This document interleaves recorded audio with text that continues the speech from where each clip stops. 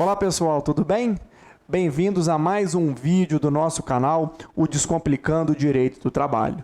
Hoje, trago aqui para vocês um tema absolutamente relevante e polêmico, a Lei 14.151, publicada no dia 13 de maio de 2021 e que determina o afastamento das gestantes do trabalho presencial. As polêmicas são inúmeras. Como faz com aquela trabalhadora gestante que não tem meios de ser afastada do trabalho presencial? Quem vai ter que arcar com este custo? É possível adotarmos as hipóteses de suspensão do contrato de trabalho e redução proporcional da jornada e de salários previstas na MP 1045? Uma trabalhadora vacinada pode continuar no trabalho presencial? Estas e outras questões serão abordadas aqui no nosso vídeo de hoje. Antes de tudo, convido você que ainda não se inscreveu aqui no nosso canal, que faça já a sua inscrição. E não se esqueça também de ativar o sininho, para que você receba uma notificação sempre que tiver um vídeo ou um conteúdo novo aqui no nosso canal. E também não deixe de divulgar esse vídeo pelas suas diversas redes sociais, WhatsApp, Instagram, dentre outras. Ok? Então vamos lá, vamos nos debruçar aqui sobre a Lei 14.151. Pessoal, é uma lei bastante singela. Vocês estão vendo aqui que é basicamente um artigo, porque o segundo diz respeito à entrada em vigor, à vigência da Lei 14.151. E o que diz o artigo 1º? Durante a emergência de saúde pública de importância nacional decorrente do novo coronavírus, a empregada gestante deverá permanecer afastada das atividades de trabalho presencial sem prejuízo de sua remuneração. A empregada afastada nos termos do caput desse artigo ficará à disposição para exercer as atividades em seu domicílio por meio de teletrabalho, trabalho remoto ou outra forma de trabalho à distância. Esta é a lei. E aí, pessoal, as polêmicas, como já antecipei aqui, não são poucas. Primeiro, já me indagaram, quando que eu tenho que tirar a trabalhadora gestante do trabalho presencial? Imediatamente, na medida em que a lei passou a vigorar em 13 de maio de 2021. Então, se ela já está em vigor, não existe um lapso temporal estipulado na legislação, então, empregador imediatamente tem que afastar essa trabalhadora do labor presencial. No entanto, não são apenas estas polêmicas, não, são várias outras. Primeiro, pessoal, o que eu passo aqui no vídeo são as minhas impressões pessoais e também fruto de algumas reflexões feitas com alguns colegas, especialmente os meus amigos Ana Silvia Coelho, Antônio Queiroz e Thiago Raso, quem tive o prazer até de dividir uma live no meu Instagram recentemente. Então, primeira questão, ultrapassada a situação de vigência de quando eu tenho que afastar essa trabalhadora do labor presencial. A lei diz período de emergência da saúde pública. Qual que é esse período? Isso não está muito claro. O fato é que esse período está em vigor, que nós estamos durante a pandemia da Covid-19, e eu invoco aqui a portaria número 188 do Ministério da Saúde, que dispõe acerca desse estado, desse período de emergência pública da saúde. Então, enquanto vigorar, na minha ótica, esta portaria, estamos diante desta situação concreta em que a trabalhadora gestante tem que ser afastada do trabalho presencial. E aí muitos já perguntam, o que é trabalho presencial, Júlio? É só aquele que é no estabelecimento? Não. Todo aquele trabalho que envolve algum contato da trabalhadora com terceiros. Então, um trabalho exclusivamente externo, em que a pessoa percorre clientes desse seu empregador, caracteriza como um trabalho presencial e ela não pode nele continuar. Repito, tem que ser assim afastada. E quais são as trabalhadoras que são suscetíveis dessa lei e, portanto, têm que ser afastadas? Todas que têm contrato de trabalho em vigor. Seja um contrato de trabalho intermitente, seja um contrato por prazo determinado, seja uma trabalhadora rural, seja uma trabalhadora doméstica, seja uma servidora pública seletista, seja uma empregada pública, todas essas gestantes não podem mais continuar desde 13 de maio de 2021 no trabalho presencial. certo? E aí a lei, ela determina o quê? Ela faculta ou dispõe que é possível que a trabalhadora passe a elaborar de maneira remota. E nesta situação, ela fica à disposição do empregador. E primeira reflexão, né? Uma vez que a pessoa vai para o trabalho remoto, ela pode fazer uma função distinta? O meu entendimento é que sim, seja pelo contexto pandêmico em que vivemos, seja pela previsão do artigo 456, parte final, segundo o qual o trabalhador, e mais especificamente no caso concreto a trabalhadora, se compromete a executar todos os serviços e todas as atividades compatíveis com a sua condição pessoal. Os tribunais do trabalho, inclusive, utilizam esse dispositivo da CLT para afastar pedidos de desvio de função, né? Entendem que não caracteriza desvio de função. Então, ainda mais nesse contexto da pandemia, nada mais razoável do que, por exemplo, uma enfermeira que está na linha de frente ser afastada do seu trabalho presencial, passe a executar de maneira remota e suas tarefas consistem em atividades administrativas relacionadas ali, se possível, a essa atividade da enfermagem. Então, na minha visão, é uma ótima solução.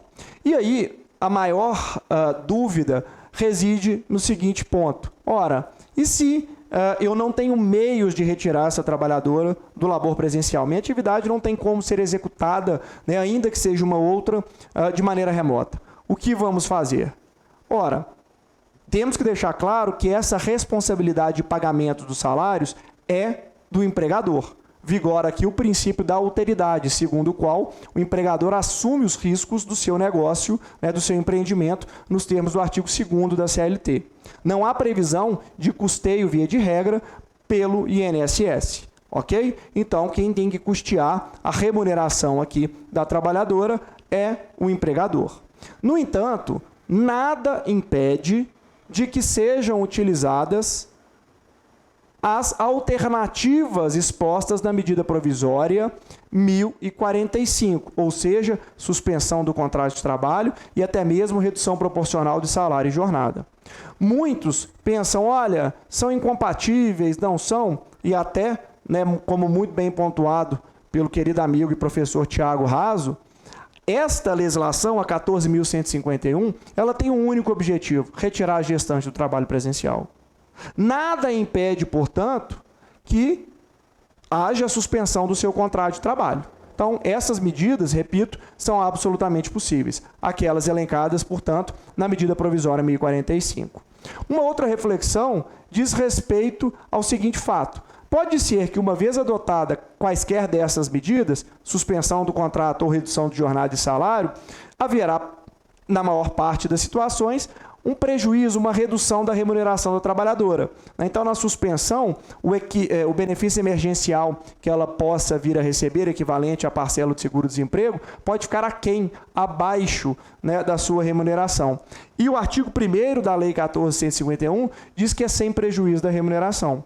No entanto, né, uma primeira reflexão é no sentido de que, olha, são leis completamente independentes e ela tem que ficar afastada. Então, se ela for para o teletrabalho, né, para o trabalho remoto, etc., a remuneração dela está preservada. Agora, se forem adotadas as medidas da Lei 1045, elas devem ser observadas. Eu até fiz a ressalva e faço aqui novamente de que, numa política de compliance e de evitar riscos, até porque o espírito dessa legislação é a proteção não só à gestante, mas ao nascituro, é de bom tom e pode ser aconselhável o quê? O pagamento de uma ajuda compensatória. O que significa? A MP 1045 prevê o pagamento dessa parcela a título de indenização para que a trabalhadora, né, ou o trabalhador, mas no nosso contexto aqui, objeto de análise, a trabalhadora, não tenha uma perda remuneratória. Então, vamos supor que ela receba como remuneração R$3.000 líquidos por mês.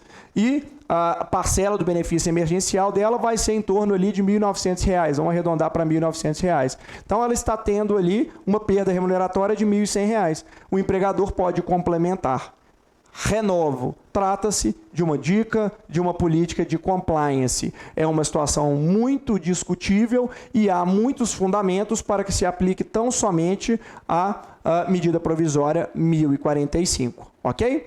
E eu tenho que lembrá-los também o seguinte: uma vez que se opta por quaisquer dessas medidas, também incidirá a estabilidade prevista na medida provisória, que não é cumular, que não se sobrepõe à estabilidade da gestante, né, prevista no ato das disposições constitucionais transitórias, ou seja, aquela estabilidade que existe desde a concepção até 5 meses após o parto. Então, uma vez expirada essa estabilidade da gestante, aí ainda teremos a estabilidade decorrente da medida provisória, né, número 1045, ok?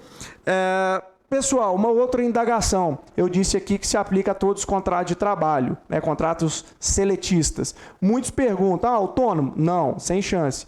E estagiário?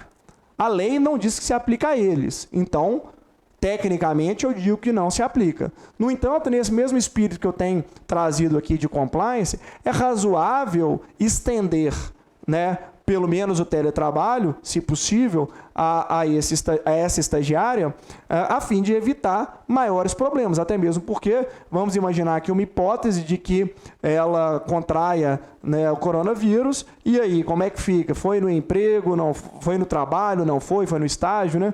E aí? Então, para evitar esse risco, acho que é uma importante solução.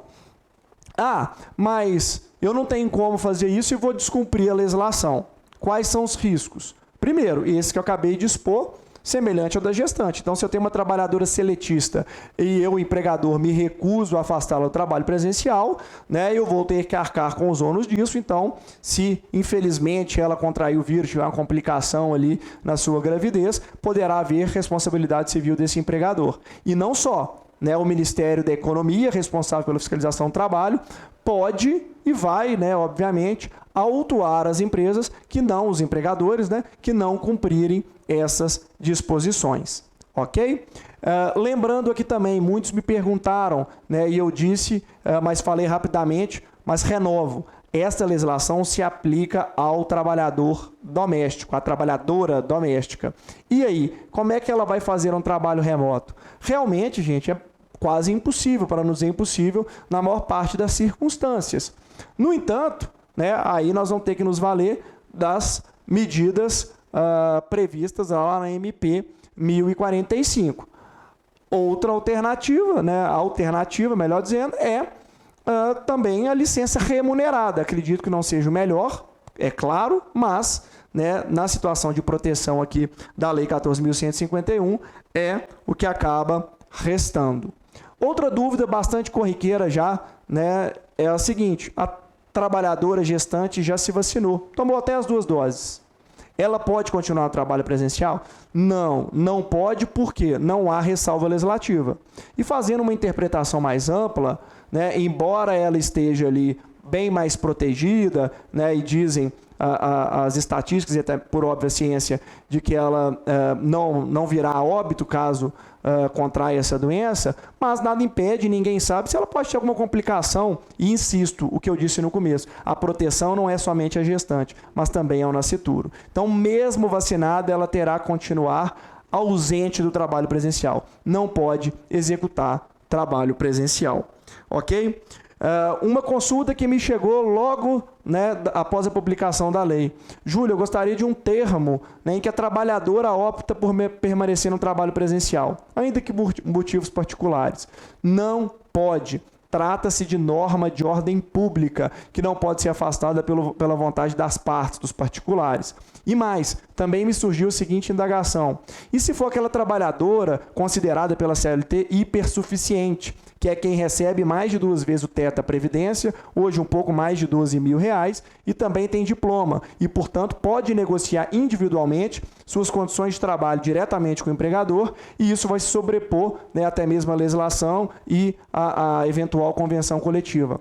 Não, pessoal, não pode. Trata-se, insisto, norma de ordem pública, de proteção ao nascituro e à gestante. E até ressalto aqui a jurisprudência do TST, que é no sentido de que até mesmo um pedido de demissão de uma gestante, ele não pode ser feito pura e simplesmente por uma carta de demissão, como comumente temos. É necessária, nesse caso, a assistência do sindicato, porque a proteção é o nascituro. Então, nessa mesma lógica, nesse mesmo espírito, não é possível este tipo de ajuste por meio de acordo individual. Agora, nada impede que negociações coletivas contenham algum tipo de previsão que possa, né, trazer aí uma melhor solução para as partes. Mais uma vez, devemos aqui salientar essa importância, né, e essa possibilidade também jurídica para amenizar os efeitos da legislação sem que deixe de lado a proteção à gestante